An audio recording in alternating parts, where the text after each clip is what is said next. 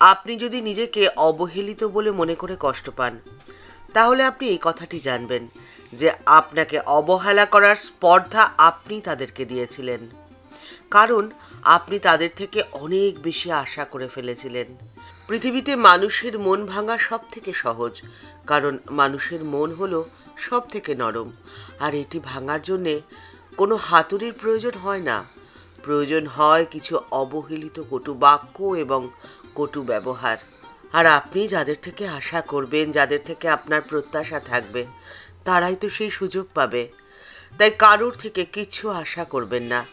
শ্রীমা তাই তো বলেছিলেন যে জগতের প্রত্যেকের প্রতি সমান ভালোবাসা কিভাবে হয় জানো?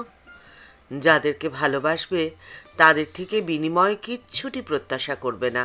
কারোর প্রতি আপনার যদি প্রত্যাশা থাকে, তার বিনিময়ে সে আপনাকে উপহার দেবে উপেক্ষা। আর যদি কাউকে আপনি বেশি গুরুত্ব দিয়ে ফেলেন, প্রয়োজনের অতিরিক্ত গুরুত্ব দিয়ে ফেলেন, সে আপনাকে তার বিনিময় কি দেবে জানেন? দূরত্ব। আপনাকে এসে সস্তা করে দেবে, ভালোবাসা কমে যাবে, আর ধীরে ধীরে তার সাথে আপনার দূরত্ব বেড়ে যাবে। ঠিক সেই জন্যেই নিজেকে ছাড়া প্রয়োজনের অতিরিক্ত গুরুত্ব কাউকে দেবেন না।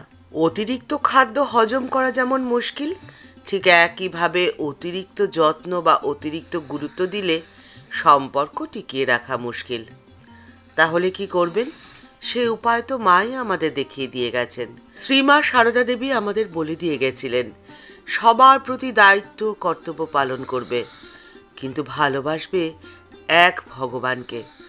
ভগবান ছাড়া আর কাউকে ভালোবেসো না, কারণ ভগবানকে তুমি যত ভালোবাসবে তত তার থেকে তুমি ভালোবাসা ফিরে পাবে।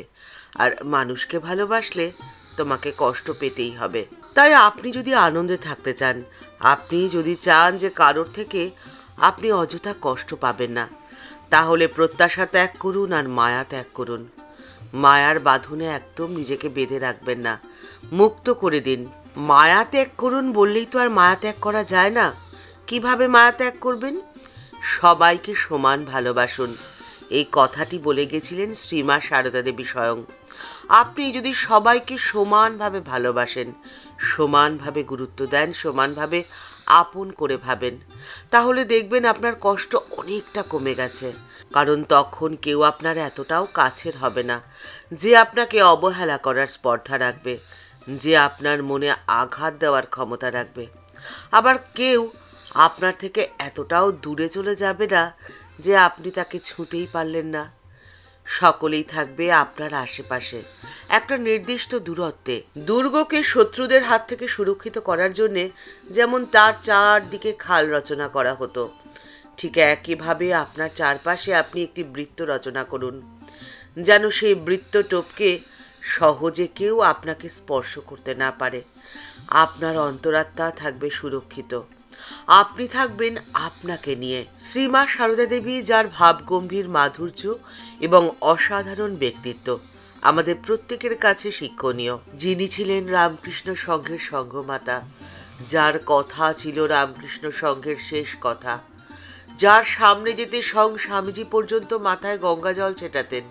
তার অন্য রূপটি ছিল এতটাই সহজ সরল যে প্রত্যেকের কাছে তিনি ছিলেন তাদের আপনার জন, বড় কাছের মানুষ। শ্রীমায়ের প্রতিদিনের জীবনযাত্রায় অন্যের সাথে মেলামেশার মধ্যে এমন একটা সহজ সরল ভাব থাকত যে তাতে তিনি সহজে অন্যের কাছাকাছি পৌঁছে যেতেন। প্রত্যেকে তার সাথে পরম আত্মীয়তা বোধ করত। নিজেকে জাহির করে লোকের কাছে বাহবা পাওয়ার কোনো চেষ্টা কোনো দিন তার মধ্যে ছিল না, বরং অনেক ক্ষেত্রে সরলভাবে নিজের অক্ষমতা প্রকাশ করে অন্যকে মা আনন্দই দিতেন। একদিনের একটি ঘটনা আপনাদের সাথে শেয়ার করে নিচ্ছি। মা তখন কলকাতায় প্রথমবার এসে মা কল ঘরে ঢুকে কল খোলা মাত্রই ফুঁসফুঁস শব্দ শুনতে পেলেন। মা ভয় পেয়ে তৎক্ষণাৎ বাইরে এসে বলতে লাগলেন, ওরে কলে সাপ ঢুকেছে রে, কলে সাপ ঢুকেছে। মায়ের এই কথা শুনে প্রত্যেকেই খুব হেসে উঠল, কারণ তারা এই আওয়াজ হওয়ার কারণ তো জানতো। মা অন্যের সেই হাসিতে বিন্দুমাত্র কিন্তু অপ্রস্তুত হলেন না, বরং তিনি তাতে আনন্দই পেলেন। পরবর্তী সময় মা এই ঘটনা অন্যদের কাছে বলে বালিকার মতো আনন্দ করতেন। আরও একটি ঘটনা আপনাদের সাথে শেয়ার করে নিচ্ছি। ঘটনাটি বর্ণনা করে গেছেন মায়ের ভক্ত শ্রীশচন্দ্র ঘটক। সময়টা 1325 বঙ্গাব্দ। মা তখন কোয়ালপাড়া আশ্রমে রয়েছেন। সেই সময় চৈত্র মাসের দোল পূর্ণিমার পরের দিনে দুজন অল্পবয়স্ক বালক আর একটি যুবক মাকে প্রণাম করতে আসলেন। সঙ্গে মাকে দেওয়ার জন্যে আবিরও আনলেন। তাদের মুখে মা শুনলেন, আমরা মাকে আবির দেব। এই কথা শোনা মাত্রই মায়ের ভাবান্তর হলো। ছেলেরা মায়ের পাদপদ্মে আবির দেওয়ার সাথে সাথেই মা যেন চপলা বালিকার মতো তাদের গায়ে আবির নিক্ষেপ করলেন এবং তাদের আনন্দ তাতে আরো অনেকটা বেড়ে গেল। আবার পর মুহূর্তেই ভক্ত শ্রীশচন্দ্র ঘটক লক্ষ্য করছেন যে মা শান্ত সমাহিত মূর্তিতে তাদের সাথে মমতাময়ী মায়ের মতো কথা বলছেন। একদিকে শান্ত সমাহিত মমতাময়ী মায়ের রূপ, আবার ঠিক পর মুহূর্তেই মা যেন চপলা বালিকা, অষ্টাদশী তরুণী।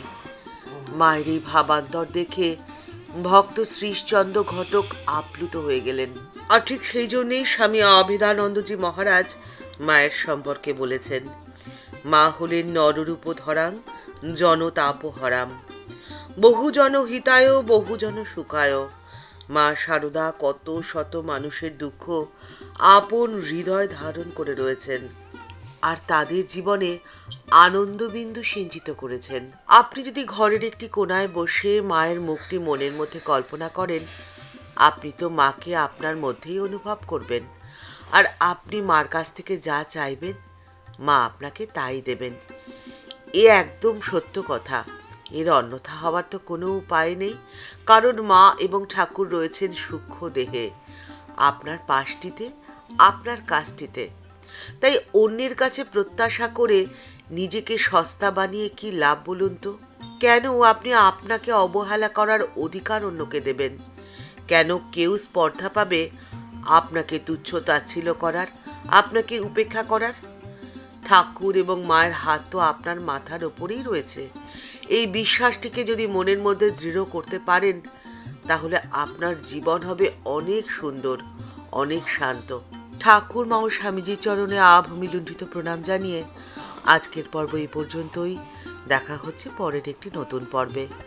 আজকের পর্বের উপস্থাপনা আপনার যদি ভালো লেগে থাকে, লাইক বাটনটি প্রেস করে দিতে ভুলবেন না। আপনাদের করা একটি লাইক আমাদের পরবর্তী ভিডিও বানাতে অনেকটা অনুপ্রাণিত করে, আর আপনাদের মূল্যবান মতামত দিয়ে আমাদের সমৃদ্ধ করার অনুরোধ রইল। আপনি যদি এই চ্যানেলটিতে নতুন এসে থাকেন, চ্যানেলটিকে সাবস্ক্রাইব করে বেল বাটনটি ক্লিক করে দিয়ে অল বাটনটিতে ক্লিক করে দিতে পারেন। তাহলে এই চ্যানেলে ভিডিও আপলোড হলেই আপনার কাছে সবার প্রথমে নোটিফিকেশনটি চলে যাবে।